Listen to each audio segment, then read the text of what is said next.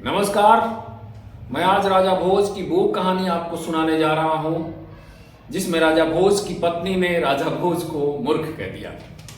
वैसे यदा कदा तो आपकी पत्नी भी कुछ कहती ही होगी, फिर खैर वो आपका पर्सनल मामला है, लेकिन ये कहानी सुनिए, पूरी कहानी सुनिए और पूरी कहानी सुनने के बाद ये डिसीजन लीजिए कि क्या आप भी वाकई में मूर्ख हैं या विद्वान हैं। चलिए कहानी शुरू करते हैं। एक दिन राजा भोज रानी के महल में पहुंचते हैं तो वहां देखते हैं कि रानी एकांत में अपनी सखी के साथ बातचीत कर रही है।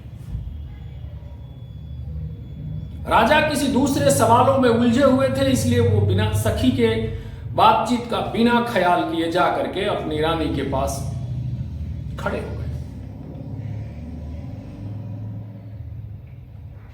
रानी की सखी शर्म के मारे वहां से चली गई और उसी समय रानी के मुंह से राजा के लिए मूर्ख शब्द निकल गया। यद्यपि यह आवाज बहुत ही धीमी थी, लेकिन राजा ने सुन लिया और राजा कुपित होकर के वहां से बाहर निकल गए और सभा मंडल में आकर के बैठ गए। मन व्यथित हो गया। रानी के पास गए थे, कुछ उलझने थी दिमाग में, लेकिन गलत जगह। रानी बात कर रही थी अपनी सखी से एकांत में, वो यहां चले गए और वहां इसलिए चले गए कि इनका भी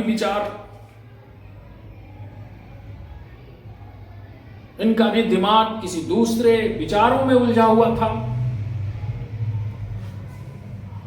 तो उसकी एकांत वार्तालाप के परवाह किए बिना रानी के पास खड़े हो गए।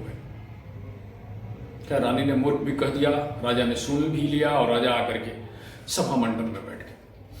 जब राजा अपने दरबार में बैठ गए तो सभी दरबारी आने लगे बारी बारी से।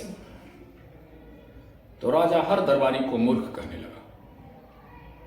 जितने भी लोग आते थे सबको मूर्ख मूर्ख मूर्ख मूर्ख।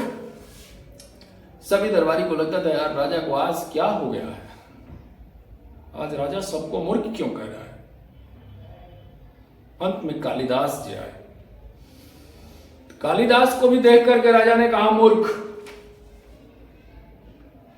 कालिदास ने कहा कि खादान गच्छामि हसन जल्ले, गतम न सोचामि कृतम न गन्ने, कृतम न मन्ने, द्वाभ्याम तृतीयो न भवामि राजना, किम कारणम भोज भवामि मूर्खा। हे राजा भोज, न मैं खाते खाते चलता हूं और नहीं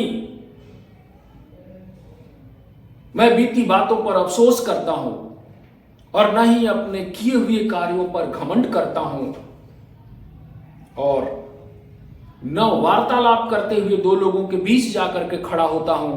अतः हे राजन, मैं मूर्ख कैसे हो गया। कालिदास की ये बातें सुन करके राजा समझ गया कि रानी ने मुझे मूर्ख क्यों कहा। तो मित्रों, हंसते रहिए, मुस्कुराते रहिए, अपनी पत्नी से भी मूर्ख सुनते रहिए और इस कहानी सुनने के बाद अपने को विवेचना करिए, अपना खुद का सोचिए कि क्या आप भी वाकई में मूर्ख हैं या नहीं है। चलिए दूसरे वीडियो में मिलते हैं, तब तक के लिए जय हिंद।